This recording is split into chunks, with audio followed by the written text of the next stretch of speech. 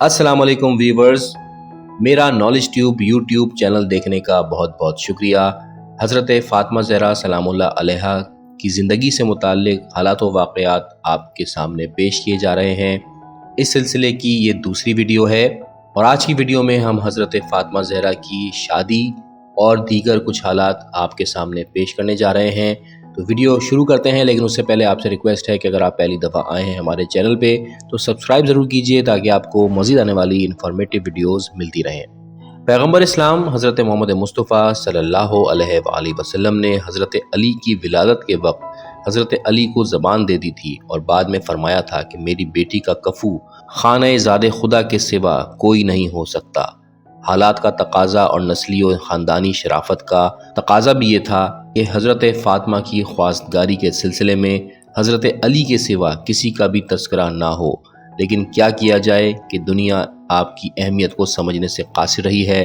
یہی وجہ ہے کہ حضرت فاطمہ زہرا جب سن بلوغ تک پہنچی تو مختلف لوگوں کے پیغامات آنے لگے۔ سب سے پہلے حضرت ابو بکر نے، پھر حضرت عمر نے خواستگاری کی اور ان کے بعد عبد الرحمن نے پیغام بھیجا۔ حضرات شیخین کے جواب میں رسول اکرم غضبناک ہوئے اور ان کی طرف سے منہ پھیر لیا۔ حوالہ کنز الاعمال جلد نمبر 7 صفحہ نمبر 113۔ اور عبد الرحمن سے تو فرمایا کہ فاطمہ کی شادی حکم خدا سے ہوگی، تم نے جو مہر کی زیادتی کا حوالہ دیا ہے وہ افسوسناک ہے، تمہاری درخواست قبول نہیں کی جا سکتی۔ کتاب بحار الانوار جلد نمبر 10 صفحہ نمبر 14۔ اس کے بعد حضرت علی نے درخواست کی تو آپ نے فاطمہ کی مرضی دریافت فرمائی، وہ چپ رہیں، جو کہ ایک اظہار رضامندی تھا۔ کتاب سیرت النبی جلد نمبر 1 صفحہ نمبر 261۔ بعض علماء نے لکھا ہے کہ حضور اکرم نے خود حضرت علی سے فرمایا کہ اے علی، مجھے خدا نے فرمایا ہے کہ اپنی لخت جگر کا عقد تم سے کروں، کیا تمہیں منظور ہے؟ حضرت علی نے عرض کی جی ہاں۔ اس کے بعد شادی ہوئی۔ کتاب ریاض النصرہ جلد نمبر 2 صفحہ نمبر 184۔ علامہ مجلسی لکھتے ہیں کہ عقد کا پیغام محمود نامی ایک فرشتہ لے کر آیا تھا، اور بعض علماء نے حضرت جبرائیل کا بھی حوالہ دیا ہے۔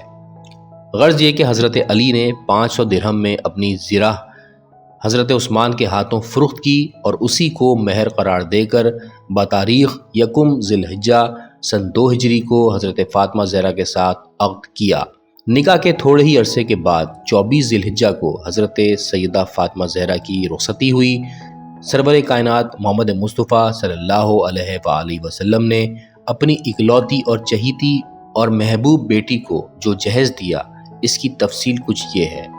ایک قمیص قیمتی 7 درہم کی، ایک مقنع، ایک سیاہ کمبل، ایک بستر کھجور کے پتوں کا بنایا ہوا، 2 موٹے ٹاٹ، چمڑے کے 4 تکیے، آٹا پیسنے کی چکی، کپڑا دھونے کا برتن، ایک مشک، لکڑی کا بادیہ، کھجور کے پتوں کا بنا ہوا ایک برتن، 2 مٹی کے آب خورے، ایک مٹی کی سراہی، چمڑے کا فرش، ایک سفید چادر اور ایک لوٹا۔ یہ ظاہر ہے کہ رسول کریم صلی اللہ علیہ وآلہ وسلم اعلیٰ درجے کا جہیز بھی دے سکتے تھے، مگر اپنی امت کے غربا کے خیال سے اسی پر اکتفا فرمایا۔ کھانے پینے کے بعد رخصتی ہوئی۔ اشہب نامی ناقے پر حضرت فاطمہ سوار تھیں، حضرت سلمان ساربان تھے، ازواج رسول ناقے کے آگے آگے تھیں، بنی ہاشم ننگی تلواریں لیے جلوس میں شامل تھے۔ مسجد کا طواف کرایا گیا اور حضرت فاطمہ کو حضرت علی کے گھر میں اتار دیا گیا۔ اس کے بعد حضور اکرم صلی اللہ علیہ وآلہ وسلم نے حضرت فاطمہ سے ایک برتن میں پانی منگوایا، کچھ دعائیں دم کیں اور اسے حضرت فاطمہ کے اور حضرت علی کے سر اور سینے اور بازو پر چھڑکا اور بارگاہ احدیت میں عرض کی کہ بار الہا، انہیں اور ان کی اولاد کو شیطان رجیم سے تیری پناہ میں دیتا ہوں۔ کتاب صواعق محرقہ صفحہ نمبر 84۔ اس کے بعد حضرت فاطمہ سے کہا، دیکھو علی سے بیجا سوال مت کرنا، یہ دنیا میں سب سے اعلیٰ اور افضل ہے لیکن دولت مند نہیں ہے۔ اور حضرت علی سے کہا کہ فاطمہ میرے جگر کا ٹکڑا ہے، کوئی ایسی بات نہ کرنا کہ اسے ملال ہو۔ عقد کے بعد بی بی فاطمہ زہرا نے جس نظام زندگی کا نمونہ پیش کیا وہ طبقہ نسواں کے لیے ایک مثالی حیثیت رکھتا ہے۔ آپ گھر کا تمام کام اپنے ہاتھ سے کرتی تھی، جھاڑو دینا، کھانا پکانا، چرخہ کاتنا، چکی پیسنا اور بچوں کی تربیت کرنا، یہ سب کام آپ اکیلی کرتی تھیں، لیکن نہ کبھی تیوری پر بل آئے اور نہ کبھی شوہر سے اپنے لیے مددگار یا خادمہ کی فرمائش کی۔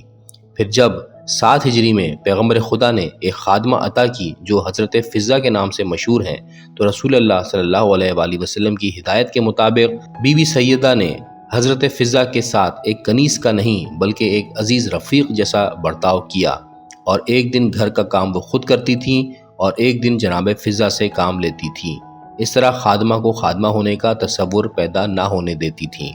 آپ نے عورتوں کی معراج اور پردہ داری کو بتایا ہے اور خود بھی ہمیشہ اسی پر عامل رہیں، اور اتنی سختی کے ساتھ کہ مسجد رسول سے بالکل متصل قیام رکھنے اور مسجد کے اندر گھر کا دروازہ ہونے کے باوجود کبھی اپنے والد بزرگوار کے پیچھے نماز جماعت میں شرکت یا آپ کے خطبے سننے کے لیے مسجد میں تشریف نہ لائیں۔ ایک مرتبہ پیغمبر نے منبر پر یہ سوال پیش کر دیا کہ عورت کے لیے سب سے بہتر کیا چیز ہے؟ یہ بات حضرت سیدہ تک پہنچی۔ آپ نے جواب دیا کہ عورت کے لیے سب سے بہتر یہ بات ہے کہ نہ اس کی نظر کسی غیر مرد پر پڑے اور نہ کسی غیر مرد کی نظر اس پر پڑے۔ رسول کے سامنے یہ جواب پیش ہوا تو آپ نے فرمایا، کیوں نہ ہو، فاطمہ میرا ہی تو ایک جزو ہے۔ اسلام میں عورت کا جہاد مرد سے مختلف ہے، اس لیے سیدہ نے کبھی میدان جنگ میں قدم نہیں رکھا، لیکن رسول جب کبھی زخمی ہو کر گھر واپس تشریف لاتے تھے تو پیغمبر کے زخموں کو دھلانے والی، اور جب حضرت علی جہاد کرنے کے بعد خون میں ڈوبی تلوار لے کر گھر آتے تو اس کو بھی صاف کرنے والی حضرت فاطمہ زہرا ہی ہوا کرتی تھیں۔ ایک مرتبہ نصرت اسلام کے لیے آپ میدان میں بھی گئیں، لیکن وہ میدان مباہلے کا میدان تھا جس میں صرف روحانی فتح کا سوال تھا، اور مباہلے میں آپ پردہ داری کے تمام امکانی تقاضوں کی پابندی کے ساتھ اپنے باپ، بیٹوں اور شوہر کے ساتھ تشریف لائی تھیں۔ جس طرح جناب خدیجہ نے اسلام اور پیغمبر اسلام کی خدمت کی، اسی طرح بنت رسول حضرت فاطمہ نے اسلام اور حضرت علی کی خدمت کی۔ یہی وجہ ہے کہ جس طرح رسول پاک نے حضرت خدیجہ کی موجودگی میں دوسرا عقد نہیں کیا، اسی طرح حضرت علی نے بھی حضرت فاطمہ کی موجودگی میں دوسرا عقد نہیں کیا۔ حضرت علی سے کسی نے پوچھا کہ فاطمہ آپ کی نظر میں کیسی تھیں؟ تو آپ نے فرمایا، خدا کی قسم وہ جنت کا پھول تھیں، دنیا سے اٹھ جانے کے بعد بھی میرا دماغ ان کی خوشبو سے معطر ہے۔ حقوق خاوند سے جس طرح واقف تھیں ایسا کوئی واقف نہ تھا۔ آپ نے ہر موقع پر اپنے شوہر حضرت علی کا لحاظ اور خیال رکھا، اور کبھی کوئی ایسا سوال نہیں کیا کہ جسے پورا کرنے سے حضرت علی عاجز رہیں۔ ایک روایت کے مطابق ایک مرتبہ حضرت فاطمہ بیمار ہوئیں تو حضرت علی نے ان سے فرمایا کہ اگر کچھ کھانے کو دل چاہتا ہے تو بتائیں۔ حضرت سیدہ نے عرض کی، کسی چیز کا دل نہیں چاہتا۔ حضرت علی نے اصرار کیا تو آپ نے عرض کی، میرے پدر بزرگوار نے مجھے ہدایت کی ہے کہ میں آپ سے کسی چیز کا سوال نہ کروں، ممکن ہے آپ اسے پورا نہ کر سکیں تو آپ کو رنج ہو، اس لیے میں کچھ نہیں کہتی۔ لیکن حضرت علی نے جب قسم دی تو آپ نے انار کھانے کی خواہش کی۔ آپ کی اولاد کا اگر تذکرہ کریں تو آپ کے 3 بیٹے اور 2 بیٹیاں پیدا ہوئیں۔ 15 رمضان 3 ہجری کو حضرت امام حسن اور 3 شعبان سن 4 ہجری کو امام حسین علیہ السلام، جبکہ 5 جمادی الاول حضرت زینب اور 9 ہجری میں جناب ام کلثوم اور سن 11 ہجری میں اسقاط محسن ہوا۔ حضرت فاطمہ زہرا بے شمار نمازیں شب و روز پڑھا کرتی تھیں۔ آپ نے اپنے والد گرامی کے ہمراہ 10 ہجری میں آخری حج بھی فرمایا تھا۔ ویورز، یہاں پر آج کی ویڈیو روکتے ہیں۔ حضرت فاطمہ زہرا سے متعلق مزید حالات و واقعات اگلی ویڈیو میں پیش کریں گے۔ ویڈیو دیکھنے کا بہت شکریہ۔ اللہ حافظ۔